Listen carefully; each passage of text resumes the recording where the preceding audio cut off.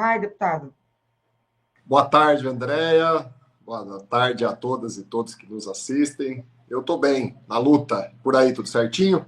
Tudo certo também, deputado. Eu estava aqui conversando com a Ariadne, que é da Flotilha pela Liberdade, né? A gente falou sobre a fome em Gaza, mas a gente tem uma notícia também importante para a gente dar, que é o Brasil, né? Fora do mapa da fome. Essa notícia hoje, eu acho que ela contrapõe também toda uma propaganda negativa, né, que a imprensa tradicional fazia, que o mercado financeiro também, de alguma forma, né? E aí, quando saiu essa notícia, o Léo falou assim: veja com o deputado para ver se ele comenta com a gente também sobre, né, essa notícia que é fundamental para a gente pautar um Brasil que dá certo, né, deputado? Uma notícia muito positiva, né? Que nos alegra. Tem nada mais cruel do que alguém passar fome, não conseguir fazer todas as refeições, não conseguir comer aquilo que é importante, né, para a sua vida, para a sua saúde. Na verdade, é uma notícia que se soma a várias outras positivas que vem se acumulando de 2023 para cá, do ponto de vista social, econômico, social. Né? Houve, em todos os anos, uma mudança significativa, né, na vida dos mais pobres no nosso país. E isso é bem diferente do que a gente viu ali de 2016 até 2022 acontecer. Aquele período foi um período marcado por uma volta, né, no aumento da pobreza, da miséria, da fome no nosso país, estimulado, inclusive, pela reforma trabalhista, que traz prejuízo até hoje, que foi feito no período do Temer, e pela reforma da Previdência, que foi feita na época já do Bolsonaro e do Paulo Guedes. São fatos, né, períodos, né, que ficaram marcados por um estrangulamento na renda das pessoas. Como eu disse, a reforma trabalhista traz prejuízo até hoje. As pessoas estão trabalhando, trabalhando, trabalhando cada vez mais e no fim do mês a conta não fecha. Então, quando a gente vê um acúmulo de notícias positivas como essa que você acabou de dar, né, em 3 anos, né, ainda não completados, né, do governo do presidente Lula, 2 anos e meio, né, para ser mais exato, é um sinal de que o Brasil voltou a mudar para melhor, né, o Brasil voltou a ter um governo que olha, né, pela população do país e que tem políticas públicas, tem programas, tem ações permanentes, porque também esses resultados eles não são fruto do acaso, né? Há um conjunto de ações em vários ministérios focando nisso, né? Erradicar a fome, acabar com a fome, acabar com a miséria, acabar com a pobreza, sempre foi uma marca dos nossos governos. Pois é, deputado, agora o que escancara também é o seguinte, né? A vontade política, né? Se você tem vontade política, isso acontece e entra em pauta, e é o que a gente tem como reconhecimento, que é o Brasil fora do mapa da fome, pela FAO, né? Então, esse dado foi, né, dado pela FAO, e nesse sentido é um alento, porque tem uma população, como você mesmo disse, 2,5% da população saindo de uma estrutura de pobreza extrema é fundamental. E porque também tem uma política, né, deputado? A gente ficou sem nenhuma política com relação primeiro, essas questões sociais, mas também, né, a questão alimentar como um todo. Lembra, né, o fechamento, né, dos órgãos que tinham e eram responsáveis, né, pela regulação do alimento no país. Então é isso. A gente tem uma notícia muito importante hoje, que é o Brasil fora do mapa da fome, mas estamos, deputado, há alguns dias, né, 4 dias, para a gente entender o que o governo Trump efetivamente quer. Se é manter ligado ao clã Bolsonaro, mantendo o Brasil de uma maneira extremamente responsável, né, sequestrado por conta desse tarifaço, porque não há um caminho para negociação. A negociação é política, e nesse sentido trava o governo. E o que é pior, agora ainda tem um sentimento de terra arrasada, porque eles querem as nossas terras raras, quer dizer, é só o começo, né? A gente quer o começo esse, mas tem muita coisa por aí. Eu passo para você, deputado, porque é um momento em que o clã Bolsonaro disse que veio, algo que a gente falava há tanto tempo, né? Quanto tempo a militância, de alguma forma, a própria esquerda afirmava as intenções do clã Bolsonaro, e está aí. Seja bem-vindo, passo para você. O Bolsonaro, os seus filhos, a sua família, aqueles que ainda o seguem, perderam, né, o seu maior manto, a sua maior bandeira, que era uma mentira, todos nós sabíamos, mas muita gente no país acreditava, que é a bandeira, o manto dos patriotas. Eles provaram agora, de forma escancarada, de forma bizarra, que não tem compromisso nenhum com o Brasil. Né? O compromisso deles é com eles mesmos. Eles querem salvar o Bolsonaro da cadeia.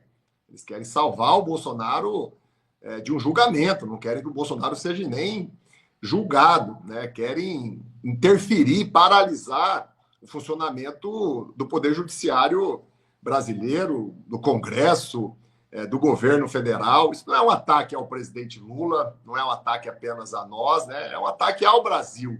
E é um ataque à agricultura brasileira, à indústria brasileira, é um ataque aos empregos no Brasil. Então, uma parte significativa da população que não percebia já começou a perceber isso. Eles não são patriotas coisa nenhuma, né? E eles são cruéis, porque eles são, para atender os seus problemas pessoais, individuais, eles são capazes de arruinar a vida de muita gente, inclusive de gente que votou neles, como é o caso do agronegócio, de uma parte da indústria, né? E de trabalhadores, trabalhadoras, pequenos empresários, cidadãos, né? Que podem acabar sendo prejudicados por essas medidas. Eu sou do Paraná. O Paraná produz muito café, produz muita laranja, vende para os Estados Unidos, produz muita carne, né? É um estado que está preocupado, é claro. As nossas cooperativas, eu tenho dialogado com elas, né? A agricultura do estado, a indústria, né? Todo mundo muito preocupado. Nós estamos trabalhando, e o presidente Lula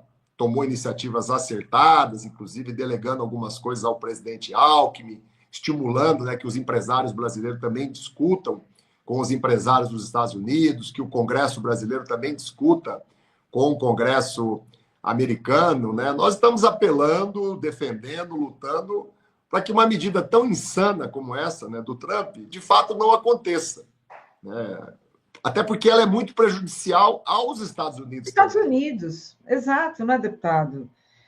Deputado, e nesse sentido, como é que... Porque você vê, a imprensa tradicional, hoje, né, eu estava ouvindo, e fiquei assim, muita irresponsabilidade dizer, por exemplo, que que o Lula, né, no caso o presidente Lula, não está atuando, quem está atuando é o Alckmin, porque ele abriu mão disso para ir para o palanque. Olha o perigo. Nós estamos há 4 dias, então tarifaço absurdo, e eles tentando criar ali algum modo para, né, atingir o governo, porque nesse momento não tem como você atingir o governo. Mas, e acho que esse momento seria muito importante a gente trazer os crimes de Eduardo Bolsonaro enquanto deputado federal. Deputado, primeiro que acho que na história do Brasil não existe uma história parecida como um deputado agindo de maneira, né, criminosa, licenciado fora do país, e agindo contra o país, inclusive com ligação ao Paulo Figueiredo, que tem relação com Steve Bannon e está diretamente ligado à Casa Branca. Eu queria... Quais são os crimes de Eduardo Bolsonaro? Porque parece que assim, é tanto crime que a gente não consegue nem entender, não só na lógica da Câmara, mas ele já entra ali como traidor da pátria, não é? Primeiro, relembrar, né, que nós tomamos na Câmara já desde o início, né, quando ele anunciou que iria, né, para os Estados Unidos, há 4 meses atrás, né, nós tomamos uma série de iniciativas, de denúncias, de requerimentos. Né, nós queremos a cassação do Eduardo Bolsonaro e não só dele. Merece a cassação todo deputado, deputada, senador, senadora que se aliar aos Estados Unidos num ataque à economia brasileira, à independência brasileira, a soberania do Brasil. O que eles estão fazendo é crime, mas não é crime com força de expressão nossa, né? É crime porque está tipificado no Código Penal brasileiro, lesa pátria, conspiração internacional contra os interesses, contra a soberania do país. Quem der um Google aí rapidinho, eu não sou jurista, não sou advogado, mas eu fiz isso, né? E perguntar ali, né, quais são os crimes, né, para quem se associa a um outro país, né, para atacar o Brasil, para impor sanções econômicas, políticas ao Brasil, aparece lá todos os crimes no Código Penal. E tem alguns que está previsto pena de 10 a 15 anos. Então, não é um crime pequeno, não é um crime qualquer você conspirar contra o seu país, contra o Brasil. Né? Isso está tipificado no Código Penal, como está né, tipificado no Código de Ética, né, da Câmara dos Deputados. Evidentemente que já há provas suficientes, até porque eles são craques, né, em produzir provas contra eles mesmos, né, já há provas suficientes dos crimes que eles cometeram. O Bolsonaro já vai preso pelo que fez, né, antes da eleição, durante, depois, no 8 de janeiro, né, também porque está tipificado no Código Penal e porque tem prova.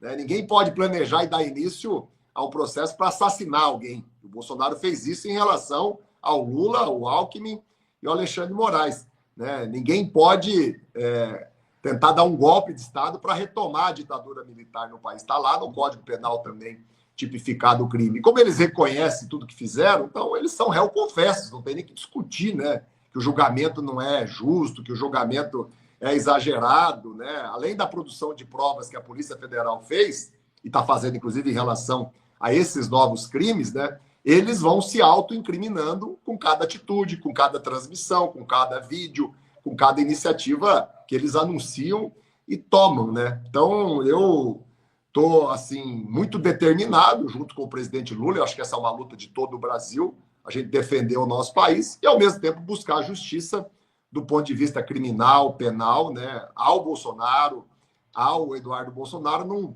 cabe uma outra ação da justiça que não seja a cadeia. Tornozeleira eletrônica é pouco para o Bolsonaro.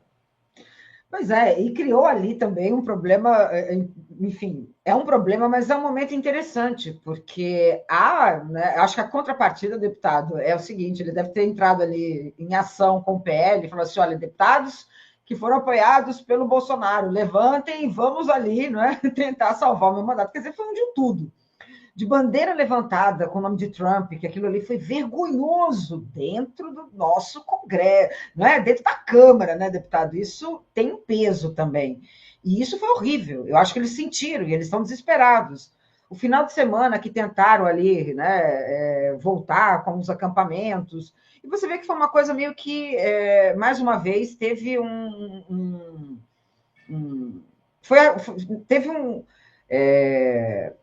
vários estados e municípios. Eu moro no interior de São Paulo, Itu, eram pouquíssimas pessoas, mas eles estavam em frente ao quartel. Então você vê que teve sim, né, uma conexão, mas que não deu certo. Deputado, como é que fica a situação? Como é que você vê a situação hoje de uma ala que era e tinha, né, uma ligação direta com o agronegócio, como muitos deputados do PL, que hoje tem que defender Bolsonaro, gerando, e acho que aí nesse sentido, não sei como é que você vê, mas acho que isso é importante para 2026, um abalo também nessas candidaturas bolsonaristas, né? Porque apoiar nesse momento o Bolsonaro significa colocar em risco a reeleição, né? Apesar da gente ainda estar em 2025.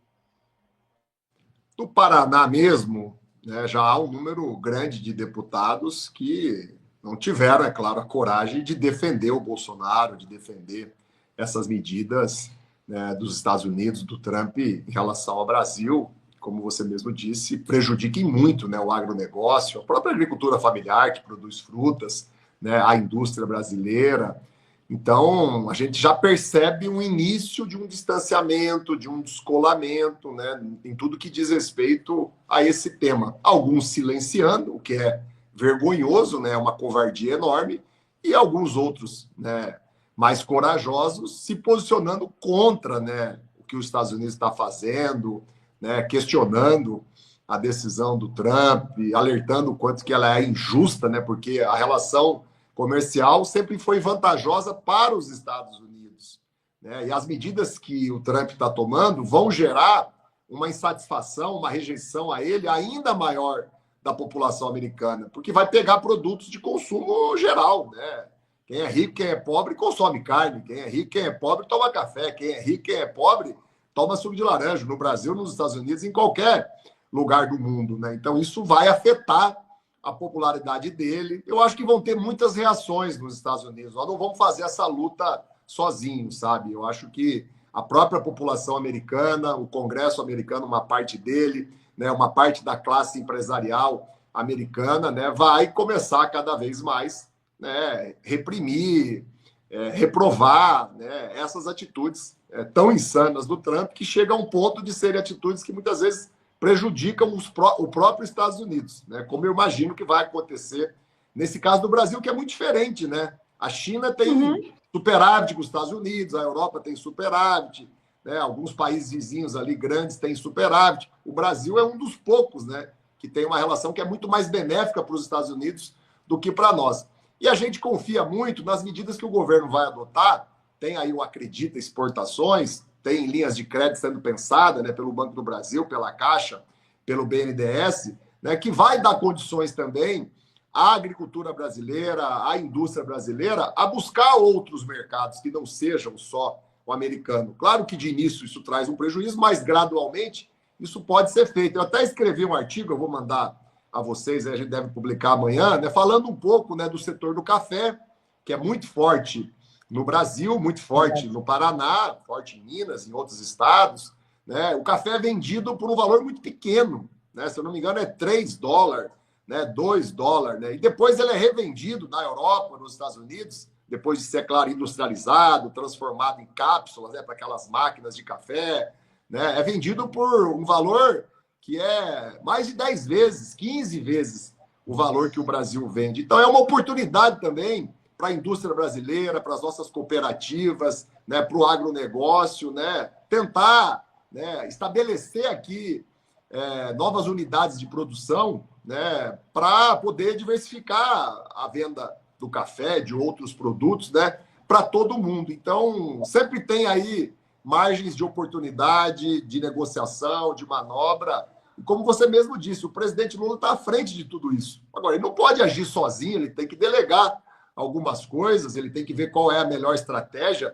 Não é momento de aparecer, não é momento de, né, fazer piruleta, é momento de resolver o problema, é momento de proteger o Brasil, achar medidas aqui, e o governo já fez isso outra vez, não vai ser a primeira vez que o governo vai achar medidas compensatórias, né, para, muitas vezes, a partir do crédito que seja, né, direcionar uma solução, né, para a indústria, para a agricultura, poder superar, né, uma fase difícil. E não vai ser também a primeira fase difícil que a nossa agricultura, a nossa indústria vai enfrentar. Eu tenho, né, uma crença muito grande da capacidade do Brasil, dos nossos empresários, dos nossos agricultores e do governo, articulado inclusive com os governos estaduais, com órgãos como o BNDES, o Banco do Brasil, a Caixa, outras instituições de crédito, de achar soluções aí para a gente, talvez, em alguns casos, fazer do limão uma limonada. Eu não tenho dúvida que isso é possível. Vou escrever um artigo, vou mandar para vocês aí sobre o café.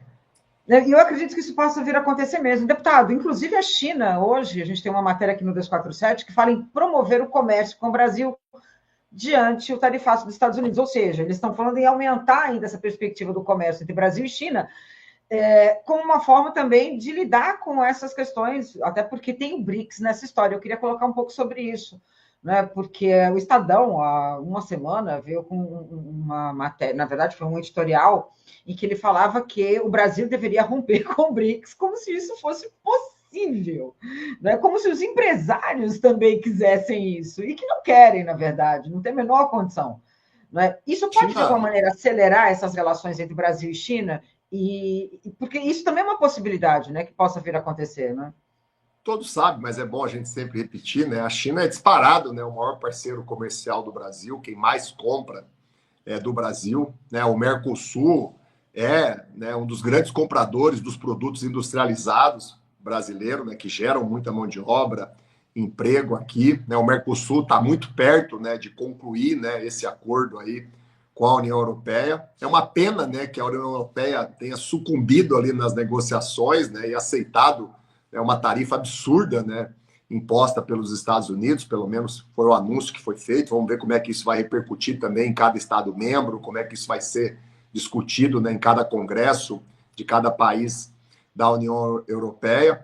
Mas aquilo que eu disse, sabe, a gente vai achar meios, o Brasil vai achar meios, o governo, a classe empresarial, a agricultura, né, de buscar outros mercados e de trabalhar dentro dos Estados Unidos, né, soluções também que possam evitar, né, uma atitude tão equivocada e uma atitude tão insana. E do ponto de vista da política, o que vai ficar é a verdade dos fatos. Nós estamos defendendo o Brasil, como a gente sempre fez, né? Nós não estamos fazendo disputa partidária, política, ideológica nesse momento, né? O Trump foi bem claro por que está fazendo essa medida insana, né? Ele quer salvar a pele do Bolsonaro, um problema de ordem maior por relações do Brasil com outros países. O Brasil se dá bem com todo mundo. E há muito tempo o presidente Lula construiu isso, os nossos governos preservaram isso. E é um pouco da própria tradição da diplomacia brasileira, né? Não começou com a gente. O Brasil é um país pacífico há séculos. O Brasil é um país que tem relações políticas, comerciais com todo mundo, né? Não é só com a China, não é só com os BRICS, não é só com a Rússia, né? Nós temos boas relações com o Canadá, com o México, que estão sendo atacados pelos Estados Unidos. Temos boa relação e assinamos acordos agora recentemente com os países da Europa que não fazem parte da União Europeia. O presidente Lula teve no Japão agora, né, há pouco tempo, anunciou, pactuou grandes investimentos do Japão aqui no Brasil. Então, não é verdadeira, né, a fala que alguns propagam, os produtores de fake news, né, ligados ao Bolsonaro, de que o presidente Lula, né, tem algum viés assim exagerado na hora de fazer as relações políticas, comerciais, econômicas, né, culturais do Brasil se estabelecer com outros países. A prova disso é que o presidente é recebido bem em todos os lugares, inclusive nos Estados Unidos, quando esteve lá com o Bush, né, com o Obama, com o Biden, né, tanto o Lula como a Dilma, eles são de partidos diferentes, né, republicanos e democratas. O Brasil sempre conseguiu se relacionar bem, o Lula e a Dilma sempre conseguiram se relacionar bem. O problema não está com a gente. E o passado prova isso. A boa relação, né, com o Obama, com o Bush e com o Biden. O problema está com o Trump, né? Ele é o problema. E o Bolsonaro lá estimulando, patrocinando, ajudando a tornar o problema ainda maior, né? Tanto é que para o Brasil ganhou toda essa concepção de imposição contra a soberania, contra a independência, contra a democracia do país, o que não aconteceu na maior parte dos outros casos de todas essas tarifas, essas taxas malucas, que ele ameaça, volta atrás, depois ameaça de novo, impõe algumas, não impõe outras. Então vamos aguardar também o que vai acontecer ao longo da semana, mas não é aguardar parado, é aguardar trabalhando, lutando, denunciando, esclarecendo. Até agradeço a oportunidade que vocês estão me dando aqui. Deputado, e sem contar o fato de que é isso, né? A gente está há dias, 1º de agosto está aí, está chegando, não tem, né, nenhum tipo, não quer, na verdade, há uma pressão para que não haja nenhum tipo de negociação. Mas, para a gente, e aí, para a gente começar a fechar a nossa conversa, deputado, eu queria que você me falasse um pouco sobre como é que fica a situação, porque isso pode também movimentar e mudar também o nosso eixo dentro de uma política econômica, pensando. Em algum momento vai ficar inviável também, não é? Esse tipo, a PEC, né, dos gastos. Então, isso pode reverter também várias questões aqui no Brasil. Eu não sei como é que você vê, acho que pode baratear também, de alguma maneira, aumentar a produção, né, o consumo interno. Isso pode gerar uma desinflação. Quer dizer, porque tem aí criado, obviamente, é uma tensão, é um momento de muita tensão, até porque tem questões e acordos geopolíticos, mas também tem um lado que pode mudar em algumas questões, eu acho que importantes também, a forma como a gente pode lidar com isso. Como você mesmo disse, né, do limão uma limonada. Eu acho que, por exemplo, essa pressão para, né, romper de alguma vez e mais uma vez levantar a PEC dos gastos como um problema para o desenvolvimento do país é um caminho, né? Não sei como é que você vê. Eu tenho lido muito sobre esse tema, né? E tem vários economistas que têm, né, uma primeira leitura, compreensão de que pode, né, gerar uma redução da inflação aqui no Brasil, né, de alguns segmentos. É claro, quando a gente fala que o Brasil vai ter que diversificar, né, os seus clientes, para quem vende, para outros países, isso inclui vender, inclusive, mais aqui para o mercado interno, né, por um preço, né, mais competitivo, né, e o governo dando o apoio para esses setores também não entrarem numa espiral de prejuízo, com linha de crédito, por exemplo, facilitada, com esse acredita exportação, né, eu acho que no final as coisas vão, né, amenizando pelo menos aí o drama. Agora é um drama, é um problema grave, e vamos repetir mais uma vez, ele não é fruto do acaso, ele está sendo estimulado, patrocinado, apoiado, incentivado pelo Bolsonaro, pelo Eduardo Bolsonaro, pela sua família, pelos seus apoiadores, o que é condenável, mas pelo menos serviu para desmontar a bandeira, a máscara falsa, né, de patriota que eles conseguiram patrocinar, né, manter aí durante tanto tempo. E que bom que as pesquisas já mostram que o que eu estou falando é verdade, né? A popularidade do presidente Lula já voltou a crescer em várias pesquisas, a rejeição diminuiu, né? E a condenação por parte do brasileiro das atitudes do Trump já passa de 62%, 65%. Então, começa a haver uma percepção, né, de uma parcela maior da população, que isso ajude na nossa democracia, que isso ajude no processo que a gente vai viver de disputa eleitoral no ano que vem, que as pessoas cheguem com mais clareza da verdade, né, a partir do que está acontecendo e de toda essa dificuldade que o Brasil haverá de superar. Perfeito, deputado. Deputado, para a gente fechar, o Congresso efetivamente não conseguiu colocar em prática, pelo menos parte dele do PL, né, das figuras ligadas a Bolsonaro, criar ali uma questão mais. Na verdade, era para configurando ali, não é, uma tensão maior com Mota e também com o Pacheco no Senado, criando um caso, literalmente vários casos, né, no momento que vocês estavam ainda em recesso. Como é que está a situação agora? Eles pararam? Como é que tem sido a reação também? Porque é nítido, é nítido. Quem são as pessoas que estão traindo o país? Porque hoje o ponto é esse, escancarou o bolsonarismo. Eu queria fechar um pouco falando sobre isso. Escancarou completamente, inclusive, né, quem é ligado ao agro, quem é ligado à bancada do boi, que apoiavam, hoje tem um problema, porque não tem como apoiar essas pessoas que estão diretamente ligadas à defesa de Bolsonaro.